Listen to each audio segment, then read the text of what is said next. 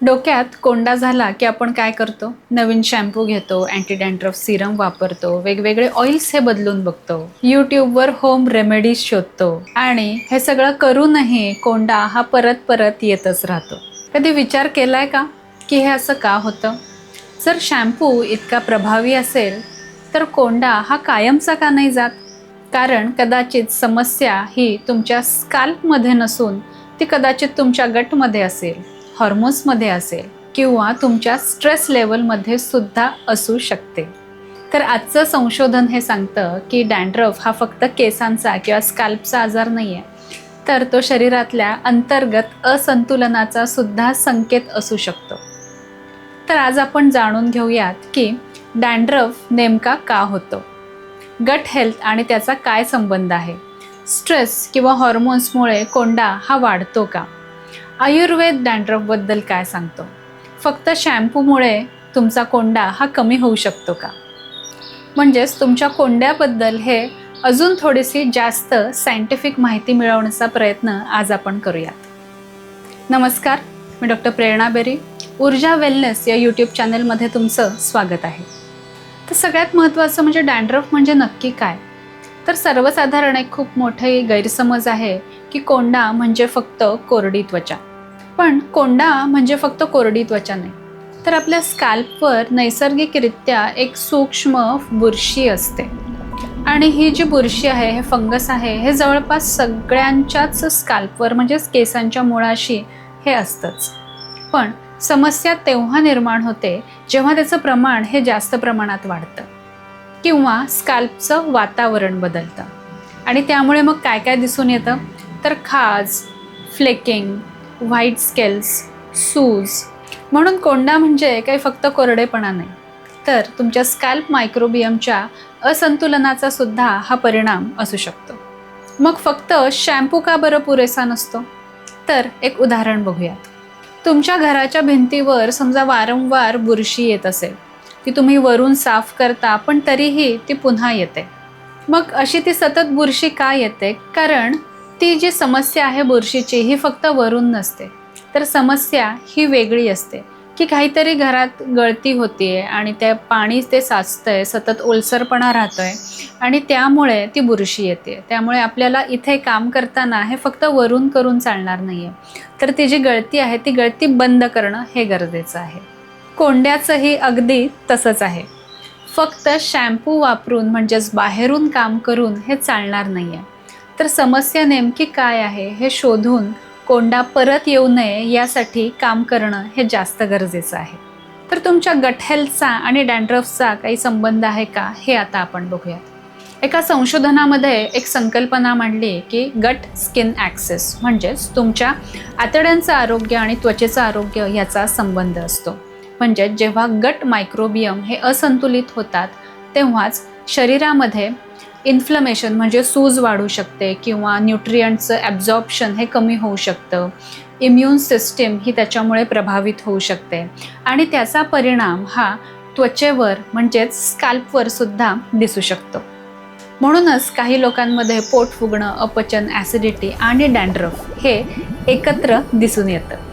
त्यानंतर सगळ्यात महत्त्वाचा प्रश्न येतो की कोणत्या कमतरता असतील तर कोंडा हा होऊ शकतो. तर सगळ्यात महत्त्वाचं म्हणजे झिंक.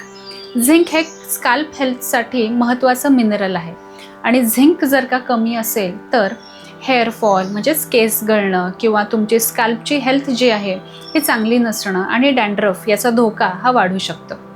त्यानंतर सगळ्यात महत्त्वाचं व्हिटॅमिन डी. काही अभ्यासांमध्ये व्हिटॅमिन डी डेफिशियन्सी आणि सिबोरिक डर्मॅटायटिस याचा संबंध दिसून आलेला आहे. त्याचप्रमाणे ओमेगा 3 फॅटी ॲसिड हे शरीरातली सूज कमी करायला मदत करू शकतं. म्हणूनच संतुलित आहार हा महत्त्वाचा ठरतो आणि डॅन्ड्रफ असताना तुम्ही झिंक, व्हिटॅमिन डी आणि ओमेगा 3 फॅटी ॲसिड्सचे सप्लिमेंट्स हे डॉक्टरांच्या सल्ल्याने नक्की सुरू करू शकता. आता आपण बघूयात की कोंडा ह्या समस्येकडे आयुर्वेद कशा पद्धतीने बघतो. तर आयुर्वेदानुसार मंद अग्नी, त्यातून आमनिर्मिती आणि त्यातून मग रक्त आणि त्वचा हे दूषित होतात. हा एक महत्त्वाचा क्रम आहे. म्हणजे जेव्हा पचनशक्ती ही कमकुवत होते तेव्हा अपूर्ण पचलेलं अन्न हे आम तयार करायला लागतं आणि त्याचा परिणाम हा आपल्याला दिसू शकतो त्वचेवर, केसांवर आणि स्काल्पवर. म्हणूनच आयुर्वेदात उपचार हे फक्त बाहेरून केले जात नाहीत, तर पचनशक्ती आणि दोष संतुलन यावर सुद्धा भर दिला जातो. त्यानंतर सगळ्यात महत्त्वाचं, स्ट्रेस आणि डॅन्ड्रफचा सुद्धा खूप महत्त्वाचा संबंध आहे. आता एक जनरल ऑब्झर्वेशन पेशंट्समधलं, की ज्यांना कामाचा ताण खूप जास्त आहे किंवा त्यांच्या एक्झाम्स ह्या जवळ आलेल्या आहेत किंवा एक्झाम्स ह्या चालू आहेत, ह्यांच्या डोक्यामध्ये कोंडा हा अचानक वाढतो. तर हा काही योगायोग नाही आहे. शरीरामध्ये जेव्हा स्ट्रेस वाढतो तेव्हा कॉर्टिझॉल हॉर्मोन हे वाढतं आणि यामुळे सूज ही वाढू शकते, इम्युन रिस्पॉन्स हा बदलू शकते, सीबम प्रोडक्शनसुद्धा हे वाढू शकतं आणि यामुळेच तुमच्या स्कॅल्पवरचा फंगस जो आहे हा अधिक जास्त सक्रिय होऊ शकतो आणि त्यामुळे जेव्हा स्ट्रेस वाढतो तेव्हा कोंडा वाढण्याची शक्यतासुद्धा वाढते. आणि आयुर्वेदानुसार सुद्धा सांगितलेलंच आहे की अतिचिंता, अतिताण, निद्रा कमी किंवा निद्रा नाश हे सगळं हे वात वाढवतात, पित्त वाढवतात आणि त्याचा परिणाम हा त्वचा आणि केसांवर लगेचच दिसून येतो. म्हणजेच अर्थात तुमचा स्ट्रेस हा तुमचा कोंडा वाढवण्याला कारणीभूत ठरू शकतो. हॉर्मोनल इम्बॅलन्ससुद्धा तुमच्या स्कॅल्पवर, तुमच्या कोंड्यावर मोठा प्रभाव टाकू शकतो बरं का. विशेषतः PCOSमध्ये आपल्याला दिसून येतं की अँड्रोजन्स हे वाढतात, सीबम प्रोडक्शन हे वाढू शकतं आणि यामुळे स्कॅल्प हा जास्त ऑइली होतो, हेअरफॉल होतो, डॅन्ड्रफसुद्धा आपल्याला दिसून येतं. म्हणजेच आपल्याला PCOS आणि डॅन्ड्रफ हे सुद्धा आपल्याला एकत्र हे दिसू शकतं. प्युबर्टी एज म्हणजे किशोर वयातसुद्धा सेबॅशियस ग्लँड्स ह्या खूप जास्त सक्रिय असतात आणि त्यामुळे या काळामध्ये कोंडा हा जास्त प्रमाणात आपल्याला दिसून येतो. मेनोपॉजमध्ये सुद्धा हॉर्मोनल चेंजेस हे होत असतात, त्यामुळे पुन्हा ड्रायनेस, इचिंग, फ्लेकिंग या सगळ्या गोष्टी ह्या वाढतात.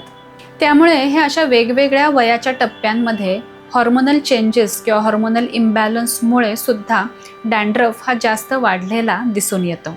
म्हणजेच आपल्याला हॉर्मोनल बॅलन्स करणं हे खूप गरजेचं आहे जेव्हा तुम्हाला डॅन्ड्रफ दिसतोय किंवा जेव्हा डॅन्ड्रफ आहे, कोंडा आहे, तेव्हा अजून आपल्या शरीरामध्ये काय वेगवेगळे बदल झालेले आहेत हे सुद्धा जाणून घेणं खूप महत्त्वाचं आहे. म्हणजे जेव्हा आता हॉर्मोनल इम्बॅलन्स आहे आणि तुम्ही डॅन्ड्रफसाठी फक्त शॅम्पू बदलत राहिला तर नक्कीच तुम्हाला रिझल्ट हे मिळणार नाही आहेत. आयुर्वेदामध्ये कोंड्याला दारुणक असं म्हटलेलं आहे आणि प्रामुख्याने वात आणि कफाच्या असंतुलनामुळे, विकृतीमुळे दारुणक हा दिसून येतो आणि मग ह्याच्यामुळे पुन्हा मग खाज, केस खूप जास्त प्रमाणामध्ये कोरडं होणं, त्यानंतर केस गळणं आणि सूज असणं ह्या गोष्टी ह्या दिसून येतात. आणि ह्याबरोबर समजा पित्ताचा सहभाग असेल तर लालसरपणा किंवा आग होणं, सूज जास्त प्रमाणात असणं किंवा स्कॅल्पवरती फोड येणं हे सुद्धा दिसून येतं. त्यामुळे इथे एक सगळ्यात महत्त्वाची गोष्ट लक्षात घ्या की प्रत्येक व्यक्तीचा कोंडा हा वेगळा असतो आणि त्यामुळे आपण एकच एक प्रोडक्ट किंवा एकच एक शॅम्पू हा सगळ्यांना देऊन चालत नाही आणि एकच एक प्रकारचा उपचारसुद्धा सगळ्यांना देऊन चालत नाही. आयुर्वेदात उपचार फक्त शॅम्पूपुरता मर्यादित राहत नाही, तर इथे आपल्याला पुन्हा होलिस्टिक अप्रोच किंवा सर्वांगीण विचार हा केला पाहिजे. आणि सगळ्यात महत्त्वाचं इथे येतं ते म्हणजे निदान परिवर्जन, म्हणजे ह्याचं कारण जे आहे तेच दूर करणं. मग ह्याच्या कारणांमध्ये समजा जागरण असेल, जंक फूड किंवा साखर जास्त प्रमाणात असेल, स्ट्रेस, हॉर्मोनल इम्बॅलन्स किंवा तुमचं पचनाच्या रिलेटेड समजा काही प्रॉब्लेम्स असतील तर ते काय आहेत हे ओळखून त्यावर आपल्याला उपचार घेणं हे जास्त गरजेचं आहे. कोंडा जेव्हा आपण विचार करतो आणि त्याच्या उपचारांचा जेव्हा विचार करतो तेव्हा आहारसुद्धा हा खूप महत्त्वाचा येतो. त्यामुळे तुमचा संतुलित आहार हा खूप महत्त्वाचा आहे. आयुर्वेदातून जेव्हा आपण आहाराचा विचार करतो तेव्हा आहारामध्ये तूप, हिरव्या पालेभाज्या, तीळ, आवळा ह्या गोष्टी नक्की तुमच्या असल्या पाहिजेत. हेअर पॅक किंवा हेअर मास्क हे सुद्धा अतिशय चांगल्या पद्धतीने काम करतात. केश द्रव्य आपण ह्याच्यासाठी वापरू शकतो. त्यामध्ये सगळ्यात महत्त्वाचं म्हणजे भृंगराज, आवळा, जास्वंद, नीम हे अँटीफंगल आहे, अँटीबॅक्टेरियल आहे.